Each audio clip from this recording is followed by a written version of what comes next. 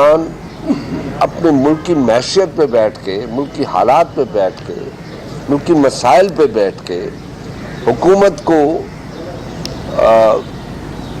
ये न कहे कि जी आपकी नाअहली की वजह से, आपकी गलत पॉलिसी की वजह से ये मुल्क की हालात हुए हैं। आपने खुद एडमिट किया कि हमारा फेल्यूर हुआ है because of finance minister Asad Umar, हमारा फेल्यूर हुआ है बिकॉज ऑफ चेयरमैन FBI, हमारा फेल्यूर हुआ है बिकॉज ऑफ हमारा स्टेट बैंक के गवर्नर का, हमारा फेल्यूर हुआ है IMF के बाद जो टाइम क्रॉस करके, वक्त क्रॉस करके हम गए, हमारा फेल्यूर हुआ है कि हमने ये कसम खाई थी कि खुदकशी को तरजीह देंगे और IMF के पास न जाएंगे। ये सारी चीज़ें उनके पास रिकॉर्डेड थी।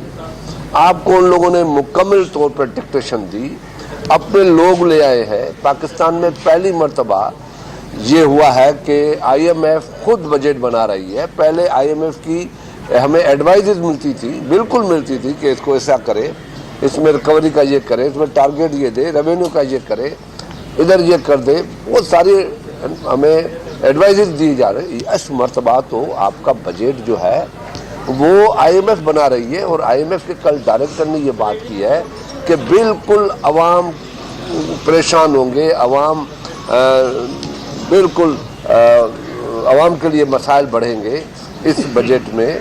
ये तो ओपन बात है। हमने ये मुतालबा भी किया है कि भाई साहब इस IMF की हम पाकिस्तानी, इस मुल्क में पार्लियामेंट है, इस मुल्क की पार्लियामेंट के आगे ये सारी चीज़ें आके रखें कि ये मुल्क की मसाइल है, ये हमने गलतियाँ की हैं, इस गलतियों की वजह से प्रॉब्लम आए हैं।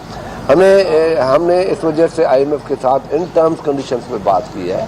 जो फैसला किया है वो ये है, हम मुतालबा करते हैं कि भाई इसको पार्लियामेंट में लेके हमें एतमाद में लो, बताओ क्या किया है, इस मुल्क को गिरवी किया है, क्या किया है। मुल्क के लोग मारे जा रहे हैं, मर रहे हैं लोग, महंगाई में तबाह हो चुके हैं, गैस की कीमतें और बढ़ा रहे हैं, बिजली की कीमतें और बढ़ा रहे हैं और डॉलर और बढ़ रहा है, दवाएं बढ़ गई हैं, महंगाई तबाही की तरफ लेके जा रही है मुल्क को। मुल्क के लोगों में इतनी सख्त नहीं कि बर्दाश्त कर सके, लाखों लोगों को बेरोजगार करने की प्लानिंग की जा रही है।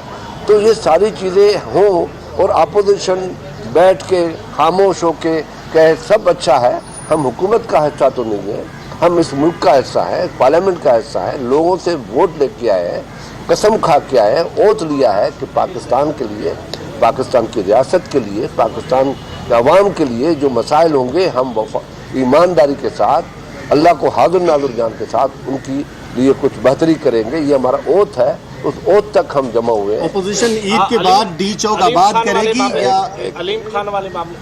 हाँ, मैंने कल अखबार में पढ़ा कि अलीम खान से प्राइम मिनिस्टर की मुलाकात हो रही है, उसको बुला लिया है और प्राइम मिनिस्टर ने कहा कि देखो अलीम खान न किसी कोर्ट में गया, न मेडिकल की ज़रूरत पड़ी, उसने अपने 100 दिन किस तरीके से गुजार लिए। बिल्कुल ठीक किया। तहरीक इंसाफ को इंसाफ नहीं मिलेगा तो किसको मिलेगा। नेब और हुकूमत का गठजोड़ आपने देख लिया। क्यों जाए जब उसको ये कहा गया कि भाई हम पे प्रेशर है बहुत, हम उसी वक्त हमने कहा था कि ये दिखावा है, दिखावे के लिए 100 दिन इसकी कुर्बानी ली और उसको कहा कि 100 दिन हमारी वजह से तकलीफ काटो क्योंकि तुम पे ये इल्ज़ाम है, ज़रूर है, हम आपको 100 दिन के बाद निकाल देंगे। 100 दिन के बाद निकल आया।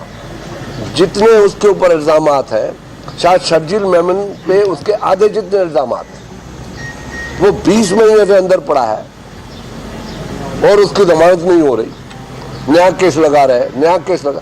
इससे बढ़कर कौम को, लोगों को क्या पता न हो, इससे बढ़कर अदालतों के आगे इंसाफ की मजाक कैसे नहीं उड़े कि अभी तक 55 उनके गवाहों में से 5 चले हैं, तो 50 जो गवाह है उनको पेश होने के लिए, गवाहियां देने के लिए शर्जील मेमन को 1 जन्म और लेना पड़ेगा, तब जाके शर्जील मेमन की कोई बात